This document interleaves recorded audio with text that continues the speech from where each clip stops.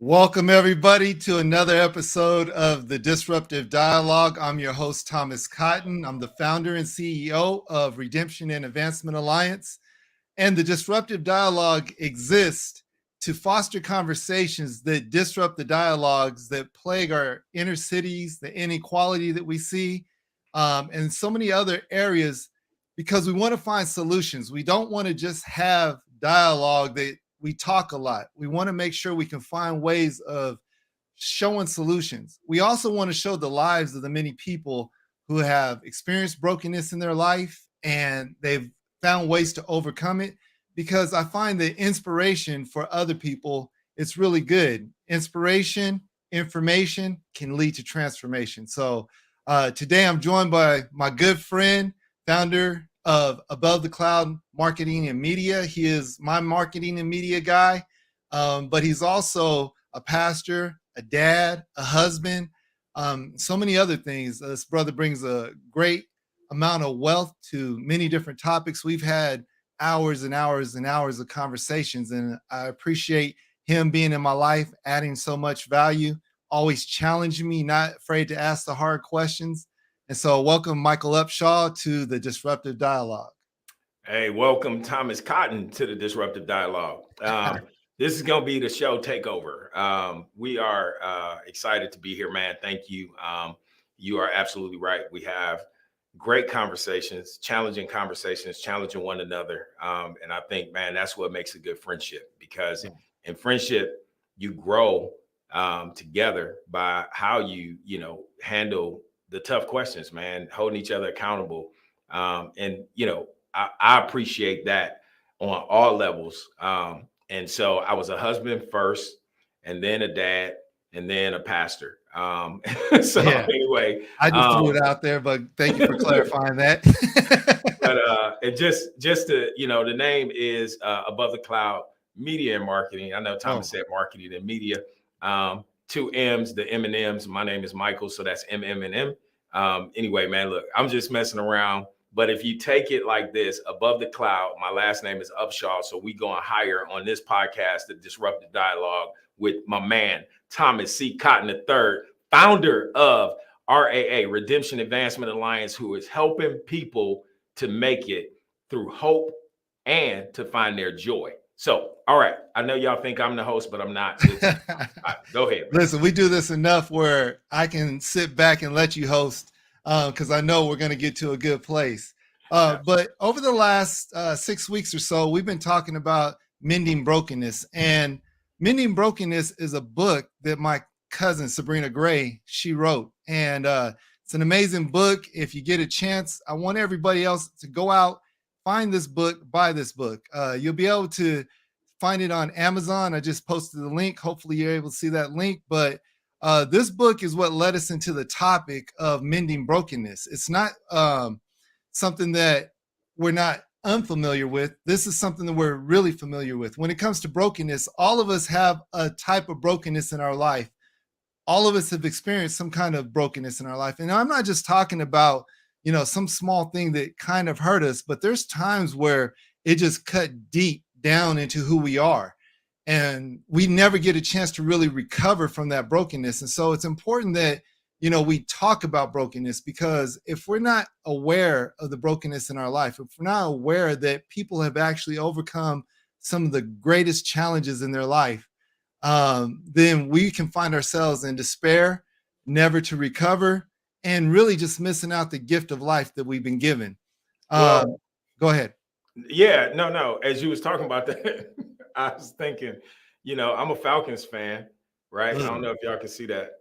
And every year we're mending our brokenness because, man, we just don't have the seasons that we want to have. And, that leads to a deep, dark depression, man, for a Falcons fan. And, I just thought I'd throw that out there. And this has helped me to overcome my brokenness, because I believe this season is going to be our season that we're going to actually rise up above the cloud. And, I just thought I'd throw that out there. Anyway, go ahead. See, I just want to say this too. A lot of times we name it and claim it, we blab it and grab it because we think that that's how we're going to get over our brokenness, right? Yeah.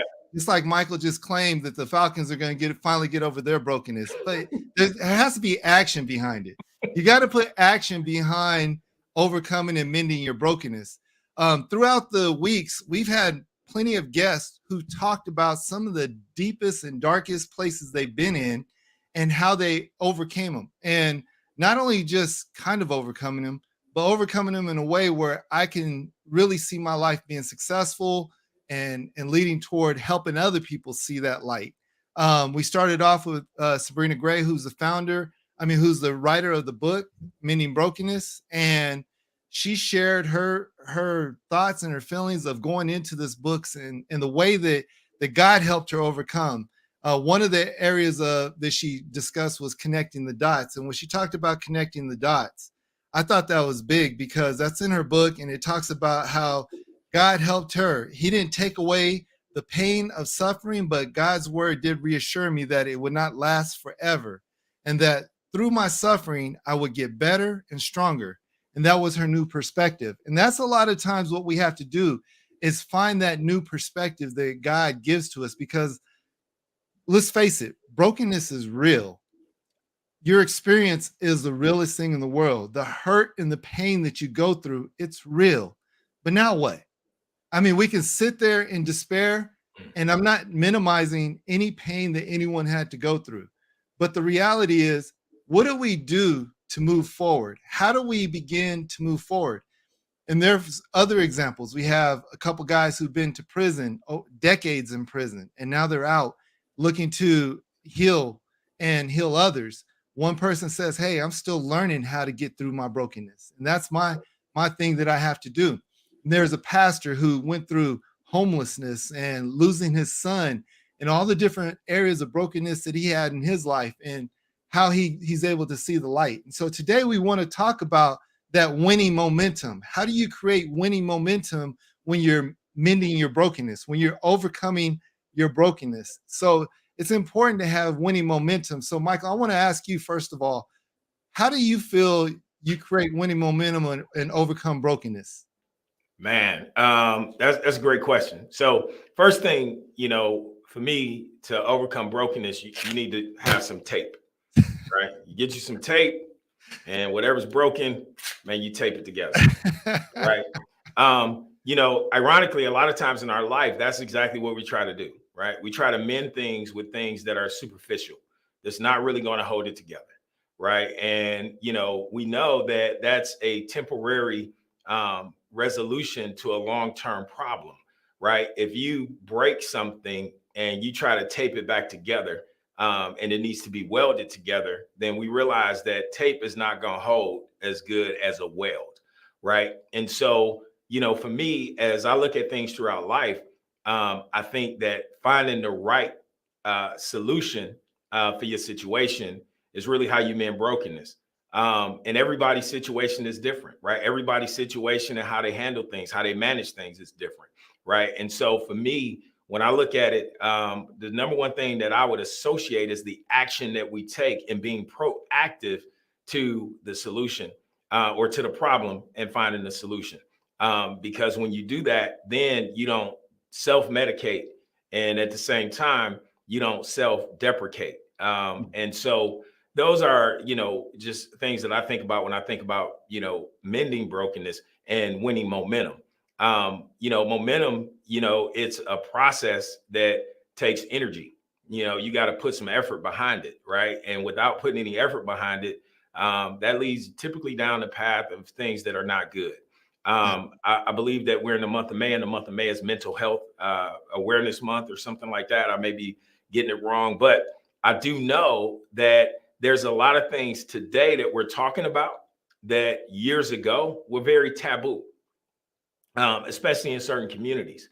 But to be able to hear, people come out and talk about and share their experience around brokenness and mending brokenness, and how to get over the hump of things that happen in life, whether self-inflicted, right? Because there's some things in life that happen that we have to take personal responsibility for. And then there's other things in life that have been done to us that we have to heal from as well. But then there's things that we've done to others that we also have to, heal from, and not only forgive ourselves, but sometimes in those situations where it's possible is to seek forgiveness. So yeah, but first you start with some tape and then you go from there. So the interesting thing is, it feels like a cycle. We experience brokenness, then we take on the brokenness within, and we internalize it, and then we give it back to other people, and we create broken people. Broken people create broken people. Where do we end these cycles? And so that's sometimes ending the cycle. For me, the beginning of ending my cycle was acknowledging that I was in this cycle, that I actually had brokenness, that I was the problem in my life. A lot of things happened to me. And when I turned 22, I'm sitting here just trying to figure out, why does it suck so much? Why does it hurt so much? Why can't I just get ahead? And, asking all these questions. But one day I finally acknowledged and surrendered. I acknowledged, first of all, that I was a big part of this problem, that I had some issues, and that I need to just address the issues that I can control, which were me. And then I had to surrender. I had to surrender to a process that was greater than the one I was already in, because the one that I was in led me to prison. So I had to begin to see that there was a greater process in this. So talk about a time where you experienced brokenness and where you had to acknowledge and surrender. Yeah, we'll be here for about the next 6 weeks. But what I will say is this, experiencing brokenness, for me at a younger age, I think frameworked a lot of the issues that I had, right? I had a lot of, anger issues that I had to overcome. Simple things would just set me off, man. I mean, like, things that normal human beings would look at and be like, why is that frustrating you? Those were the things that really would just set me off. And so I learned that I had to deal with that, right? I couldn't go back and change what happened to me. But what I did know was I had to deal with the guy that was in the mirror and how I was going to handle things as they came up, because I knew, even at a younger age, as a teenager, that, just being a stick of dynamite wasn't a good thing to be, right? Wasn't going to lend me to, the right situation long-term in my life. And so that was part of the path that started me on the trajectory of change, which led me into going into the Marine Corps and that whole thing. And that's where I met my wife. And when I met my wife, I think that's when the moment for me came, when I would say I started to win momentum. She plays a very big role in my transformation. And so this term, winning momentum, by the way, we just came up with it the other day in a conversation. And, as the conversation took off, we landed on winning momentum. But when you think about that, that's really, for me, how I got to the point of really finding myself. I remember, her and I having a conversation, and that being the first time that I have ever broke down in front of a woman crying. So here I am, this, big, strong Marine guy, right? And I'm like, man, talking to her about something. And next thing you know, I'm in tears. And I'm like, wait, where is this coming from? Right. But that very emotional moment allowed me to break and become vulnerable in a place that, typically or normally I wouldn't have become vulnerable. And I think that when we get to a place in our life where we can actually become vulnerable and put away all the fears and different things, the judgment, what other people gonna think, all of that, I think that plays a vital role. That set the path for me in becoming a believer, right? And so then I was able to not only lean on her, I was able to lean on my faith. But it started with me meeting her, and that really helped me to begin to shape a lot of who I am. And then years and years and years and years and still present, working on becoming all that God created me to be. Yeah. And that's the thing, finding that purpose, because a lot of times before I created this winning momentum of overcoming brokenness, I was hopeless. Like I can hear you talk and it sounds good what you're saying, but if you have no hope, if you can't find places of hope, then everything you see is like a burden to you. If I move this way, it's going to be a burden. If I go this way, I can create more brokenness, because it's like the dog that gets hit all the time. You put your hand up and it's like, it thinks it's going to get hit again. And so a lot of times we kill our own momentum because we're shell shocked. We don't know how to see the value that we have in life. And one of the things that you shared is finding someone who helped you get to that place. Your wife helped you to see the value that you bring, helped you to understand what it means, understand like the value you have as a man, I should say. And a lot of times that's hard to see, especially in this world where, brokenness seems like the norm. And so as we start looking at winning momentum, how did that time in the military, meeting Priscilla and everything else, create this winning momentum that continues to this day? Because you guys have an amazing marriage, amazing children. You are now a grandpa, Paul. Pop, that's me. And so talk about how it just continued on. Man, I want to go back to something that you said as I touch on this. Hope, oftentimes we look for it, but do we? Hope actually finds us. And when it knocks, we have to be willing to answer. When I met my wife, explain that a little bit more. Explain. Yeah, I'm gonna break it down, right? Okay. So if we look at it in this sense, right, most of the time we look at people who are hopeless, right? And we say, man, I felt hopeless, right? That means you didn't find hope. But hope shows up, right? And oftentimes hope shows up in multiple different ways. So like in my situation, when hope showed up, it was when I was in the Marine Corps and my wife came along, and I didn't know how hopeless I was until I met her and we began to communicate. And then from that, a relationship began to grow. And that's where I found hope, right? But hope actually found me first. And if we think about it, even in our relationship with Christ, we were hopeless. He came to us, met us where we were, and now our hope is in him, right? Because in other words, we don't find hope in ourselves. That's why oftentimes people say, man, I was hopeless. I was at my last when I got to this point, and then this happened.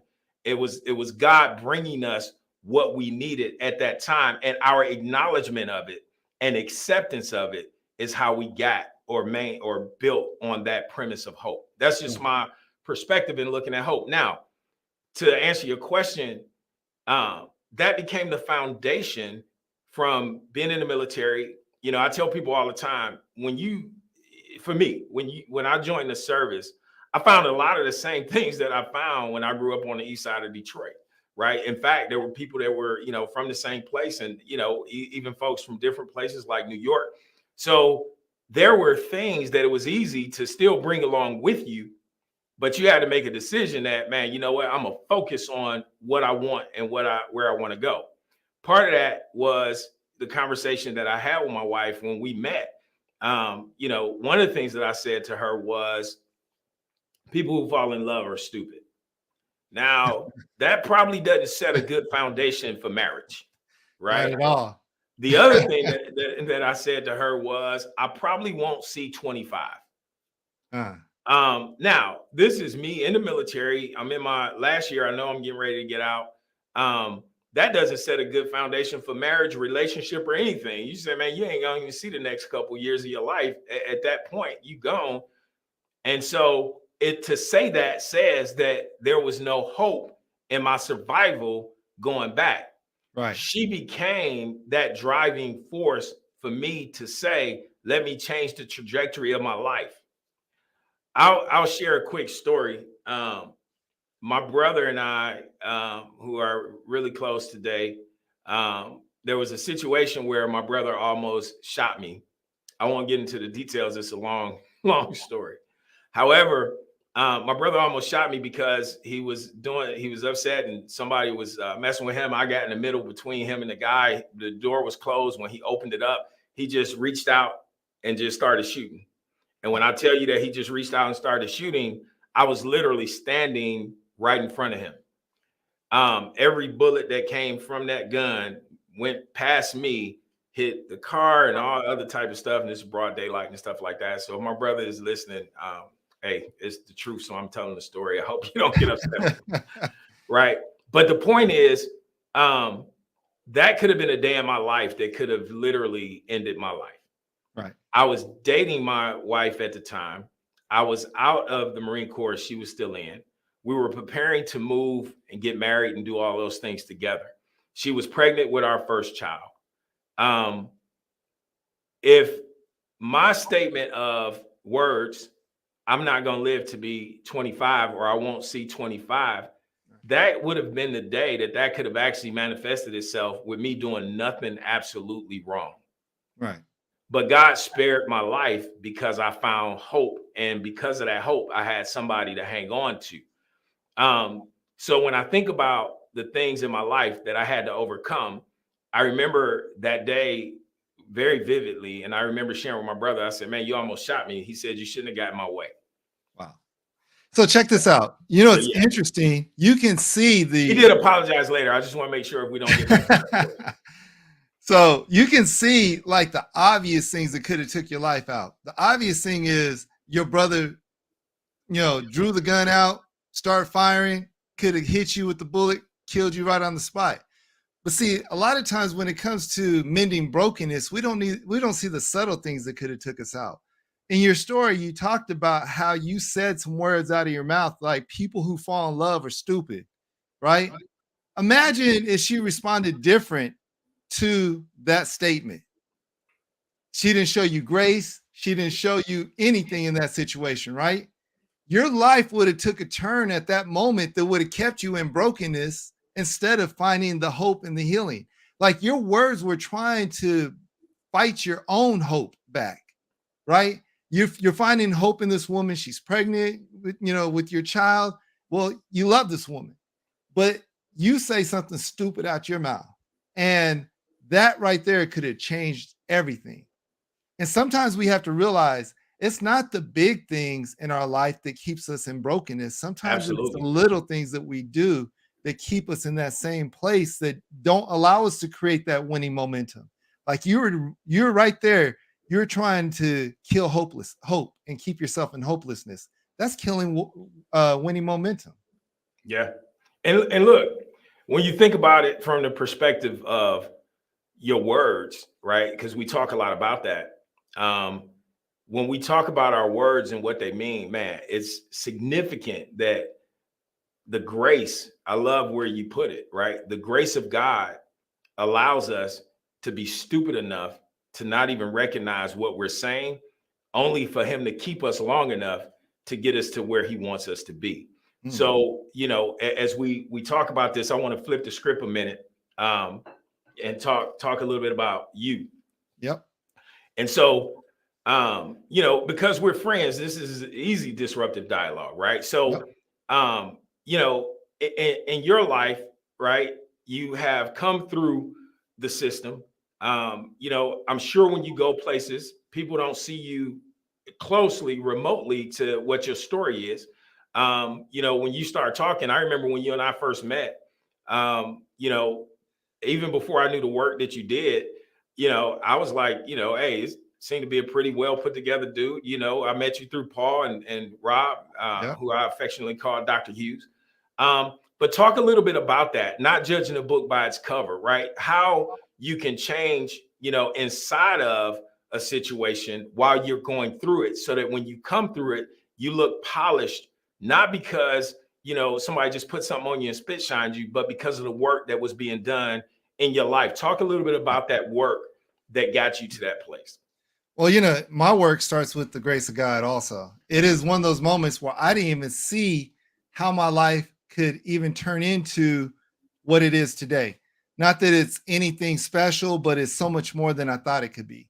And when we start to think about life and the hardships as a child, as someone has to grow up and try to figure things out on his own, I thought I was figuring it out the right way because all the influence that I had in my life was leading me toward the path that I was on, which led me to being in prison, which led me to, you know, many times I could have lost my life, many of things, right? And I used to say the same things that everybody else says, you know, the same rhetoric. It's the man, it's this is always trying to hold me back. It's so many other things. It's my past, it's my parents leaving me, it's this, it's whatever it is. And when we start to think about all the things that we can stack up that are negative, we never begin to see what's positive in our life. And so some of the things that I had to realize, all the negativity in my life, I had to own that mess. And that's really the start of my mending brokenness. Own it. Like the stuff that's in my life, it's in my life. What am I going to do about it? Am I going to sit here and just let it crush me? Or am I going to try to see what's the best that I can offer to this world? What's inside of me? I don't even know what's inside of me. Like I know everything that everyone is saying outside of me, but what's inside of me? And so as God gave me the ability to start to see what's inside of me, I start to realize that there's a lot of good that I let the external stuff corrupt the internal things. And so not saying that there's good, because there's a lot of work that has the deep work is inside of you. And so being able to see the deep work, what are the things that you want to feed? What are the habits you want to have? And how are you going to grow past this? Is this all life has to offer? You know, for me, I was at a place of total brokenness. What did I have to lose? What did I have to lose? So I told myself, I was 22 years old, 1 month, 4 days when I went to prison. I said, look, give yourself 22 years, 1 month, 4 days doing the right thing, and then see what happens. If it's still the same, then hey, keep doing what you're doing. But if it changes and you're able to see something different, then you realize brokenness kept you in a place of brokenness. And you had to overcome brokenness to get to a place of life. And that's one of the things, like when you're looking for life and hope, it's a process. It's not something that happens overnight. The things that I experienced as an adolescent, teen, as a young adult, you know, they were I didn't know how deep they were inside of me.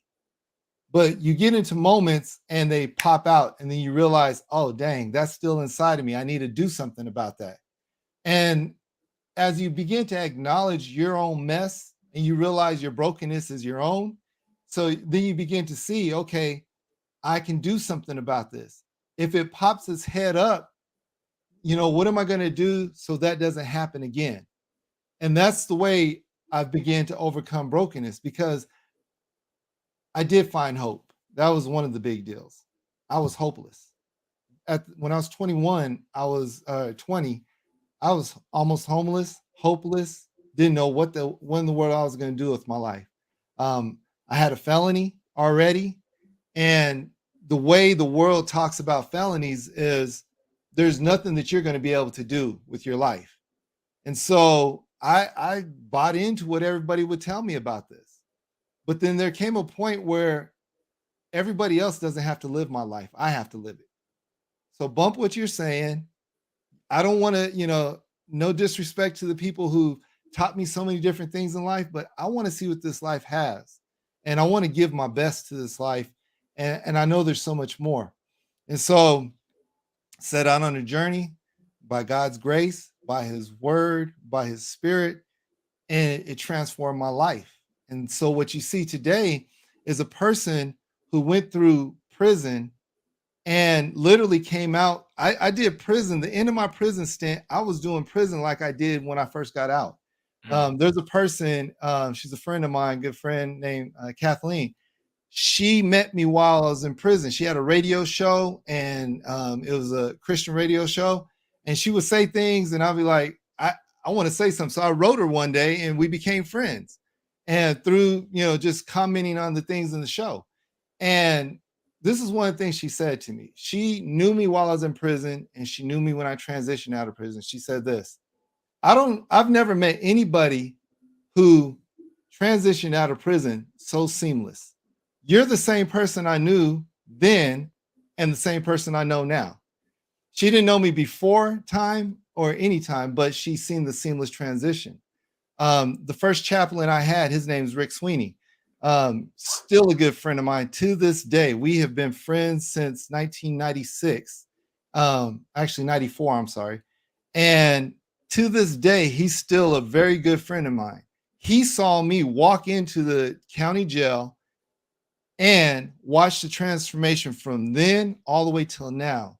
So he has this good picture of what God did to transform my life. But I will say this: what I'm sharing with you is I didn't do it by myself. There are good people who come into my life, who began to sow into my life, that became more like family than just friends. And they've helped me see that there's a better way. There's more hope. Rick's story was one of those places that I found hope in.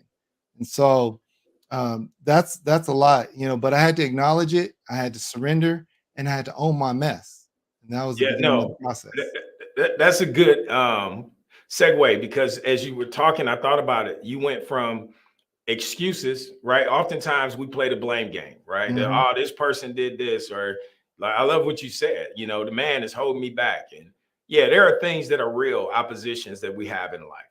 We don't even have to really give breath to the opposition, right? We know that it exists. But at the same time, we do have to take opportunity when it comes. And so if you allow opposition to outweigh opportunity, then you end up at the end of a trail going nowhere, because you never took advantage of the opportunity. You took advantage of the opportunities that were in front of you.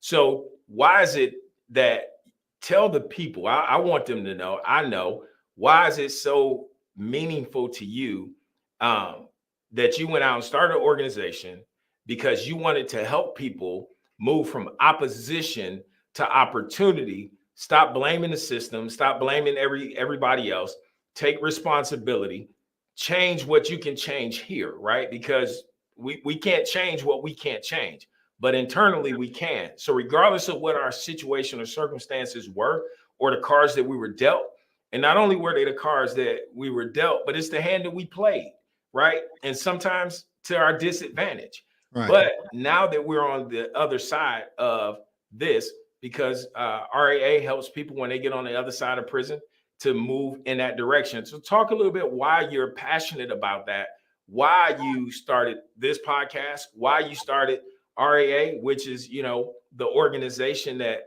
fuels the work that you do. Right. So I will say this. I mean, that's one of those long questions also, but I'll say this. You hit on it. This is the cards we were dealt. And sometimes we don't realize we have a winning hand. We just look at the cards. We don't know how to play these cards. We don't know what we need to do. And that was me. And the beginning of my passion for helping other people is, if I once was this type of person, if I once was lost this way, I was in darkness, I was in despair, I was in hopelessness. I mean, my life was real. The things I experienced were real, just like everybody else. The things that we go through, they're real. But no one takes the time to really engage us in a way that says, we know what we want to do, because everybody, what we want to do is we want to have success. We want to see life good. We don't want to have hardships in our life. We know why we want to do it, because if I'm given this life, I want to experience things. I want my life to be a certain way. I know what I want to do. I know why we want to do it, but I don't know how. I don't know how to get there. How do I make this leap? And so for me, it was one of those things when I started to see that, wait a minute, there's so much more inside of me. I literally felt like I was at the bottom of the barrel. There's nothing inside of me good. And it went to a point from there for me to start to see that, you know what, even though there's a lot of stuff inside of me, there's a lot of other things inside of me. And I need to tap into that. And I need a pathway. And so by God's grace, I was able to continue to walk. And then again, I put a lot of people in my life, allowed a lot of people in my life to hear the things that I was going through and let them tell me what to do. One guy, his name's Carlos Jones. He's a psychologist, but he took me under his wing and again challenged me. And I would challenge him back. And one day he just said, "Hey, look, if you want your life to be better, right? You want to have a good family one day, right? You want to have a house, you want to have this, you want to have that." I'm like, "Yeah." He was like, "I have all these things. Why wouldn't you listen to me?" And things like that got my attention. Yeah. And I felt like as I started engaging with youth ministry, I started engaging with going into the jails and prisons, I started seeing that people have this hope. When they find this hope, they're at the bottom, they have this hope. They want to see life changed, but they don't know how to make it change. They go out of jail, come back a couple weeks later, and that was frustrating to me. And so I had this thing inside of me of knowing, like, I did this and I'm no different than this person. The person has to be the most important part of the process of transformation. If we're going to have programs, if we're going to have anything, we have to focus on the person and that person's individual transformation. And they have to want it. If they really want it, there's a pathway, there's a blueprint that can be created. So I wrote this curriculum called Rethink Life, which was overcoming all the obstacles I had to overcome to create this winning momentum beyond my brokenness. And I knew that this pathway can help other people. It's not just for me, it can help others. And so my heart is to see people win. I want to see people win. I want to see people overcome all the negative narratives that are out there. I want to see especially our people win. When I was growing up in the neighborhood, we thought everything we were doing was the right thing to do because that's all we saw. And guess what? For a lot of people, it is the right thing to do because that's all they know. But it's not all they have to know. There is a better way. And that's the part that drives me, is that this is not all we have to know. We're losing talent every day. We're losing fathers every day. We're losing mothers every day because of the way our communities are set up, the way the things the adversity that we face, the school systems, so many other things. But I believe if there's enough of us that really want to see people win, we'll come back and we'll come together and we'll create this winning momentum, not just for us individually, but for a community, for a forgotten community. When we start thinking about people who are in jails and prisons, we forget that there's talent there, that we shouldn't be known for the worst mistake we've ever made.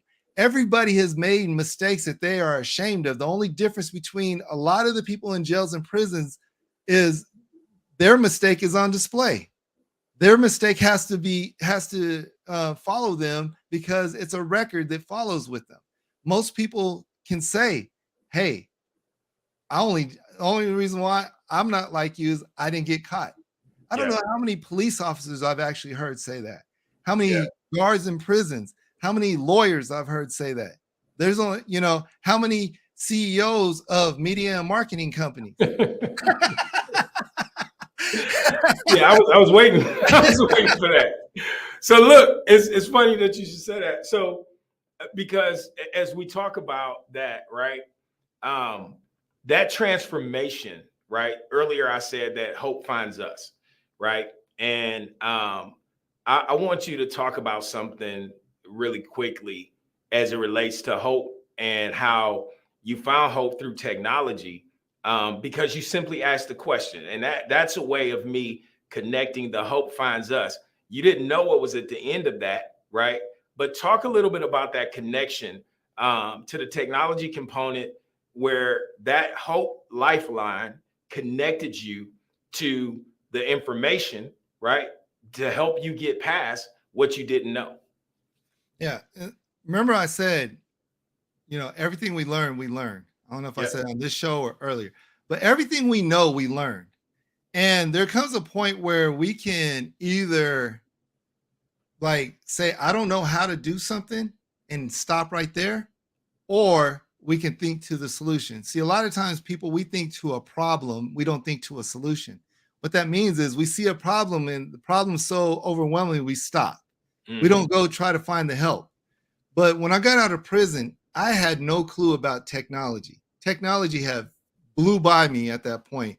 Internet was often, it was cracking. This thing called dial-up was out. I was like, what? And these websites and Microsoft Word and Internet Explorer, and I'm trying to figure out this technology thing, and I had no clue what it looked like. Good friend of mine, like a brother to me, Jamal, we met, and the first day we met, it was like, bam, it was on and cracking ever since. It's been 20 something years now. And he's in technology, and I would go and ask him questions about the computer, and he would say, you know what? That doesn't make any sense. I would ask questions because I didn't know, how to logically explain what's going on with the computer. And so he said, you know what? I got this little raggedy computer here. Take this, work on this. When you get it some logical questions, come ask me. Now I could have been like, man, see, he ain't trying to help me. I took this little raggedy computer. I started busting it down. I started, doing everything I needed to do with this computer just to learn the ins and outs of this computer. I would ask him questions, and then he would give me answers, and we connected, through technology.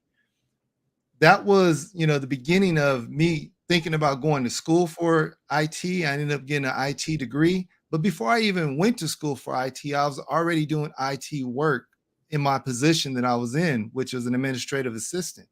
I started taking advantage of the technology changes that were happening from dial-up to DSL and different other things, and creating websites and everything like that. So I started just taking advantage of what was right in front of me. I didn't care if I got paid for it, but I wanted to make sure I can use my experience in a way that can be productive.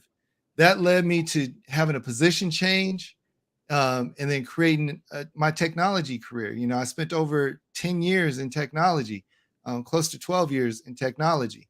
And so the importance of that is I went from not knowing anything about technology, and it wasn't my degree that got me the jobs. It was my knowledge that got me the jobs. And so I created a knowledge base of technology that provided another level of hope that allowed me to say, you know what, I can move within this space now in technology.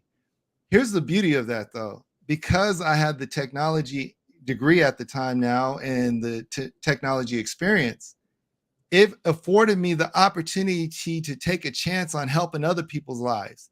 So I started RAA, Redemption and Advancement Alliance. I started that organization because I started to see how the need. There's a need, see the need, meet a need. But here's the confidence I had. If I start this organization and it starts to take off, and I have to decide whether I'm going to go into the organization or if I'm going to stay in my technology job, I'm going into the organization. Why? Because I can always go back and fall back on a technology career.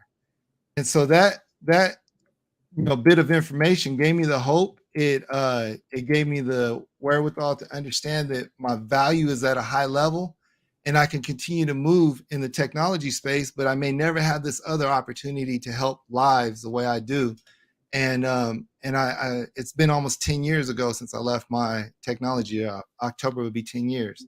And so I've been able to do this. And even if somehow I have to go back into technology, it doesn't take long to, get back, reacclimate my skills into it and go back into technology. But sometimes we have to see that there's a lot of value in what we can learn and who we can become just because we start to learn new things versus the old things.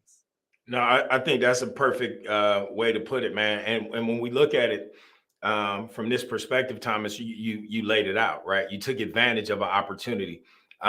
It could have looked like opposition to some people, right? Oh man, this guy just trying to get rid of me. I'm asking him questions, but that inquisitive nature, right, led you down a path that now led you to a path of helping other people. And I know that in helping other people, one of the things that you said, and you can speak a little bit more to this, is they also have to make a commitment. You made a commitment to the process of learning that raggedy computer, right? We have to sometimes make a commitment to learning our raggedy lives, right? Yeah. How it got raggedy, right? Right. And that comes with accepting the responsibility for, where we are. That being said, there's been success stories. You are one, right? But you've helped other people to overcome obstacles and challenges through the curriculum that you've created, and working with other organizations as well, and partnerships. Talk a little bit about that, the importance of partnerships and influence within the sector in which you're working, because all of this is part of winning momentum, right? Right. It starts with somebody else who says, hey, I look at it like this. And when you're running a relay race, somebody has to put a baton in your hand in order for you to take off.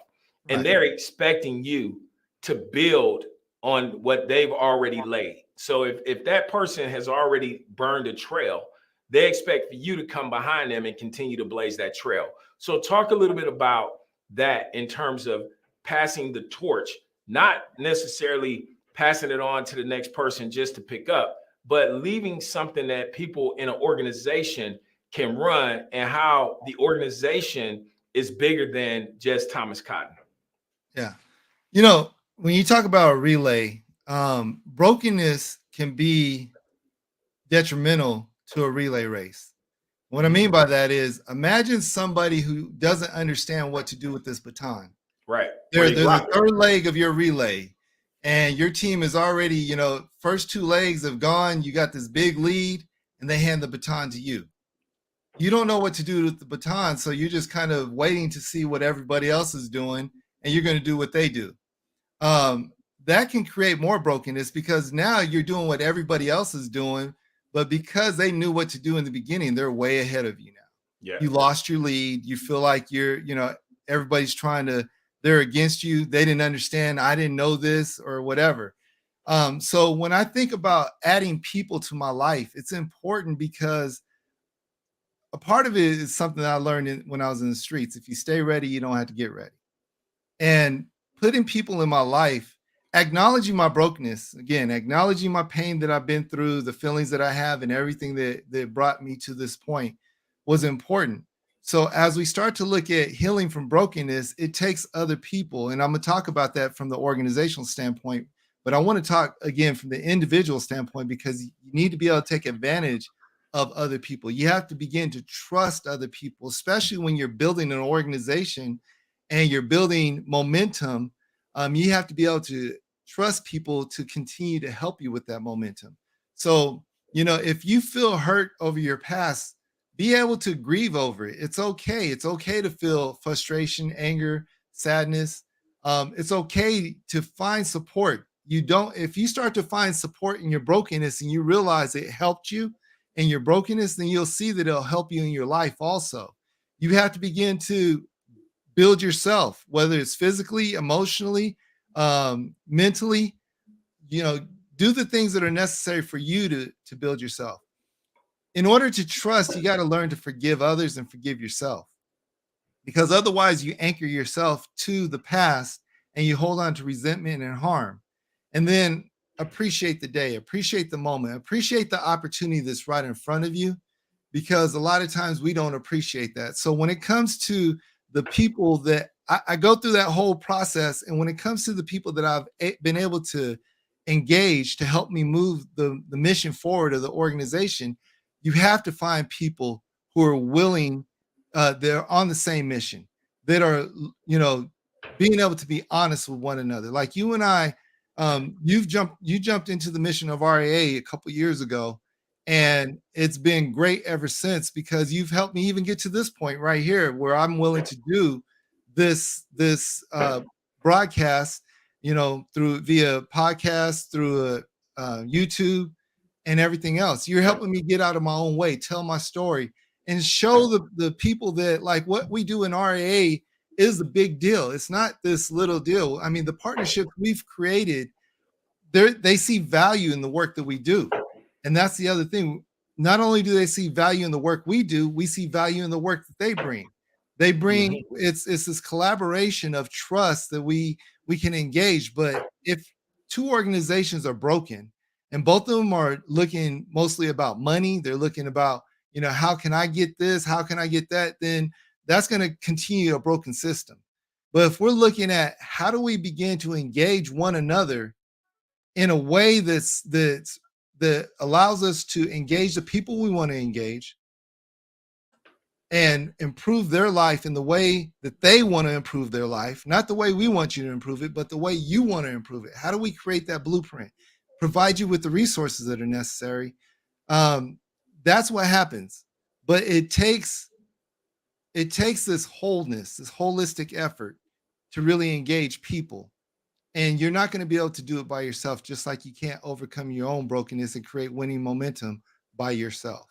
So it's important for us to really have the aspect of a larger worldview that's beyond just what's in our own little circle, in our own little world, and begin to see how do we engage this world and create legacy, create momentum, those types of things.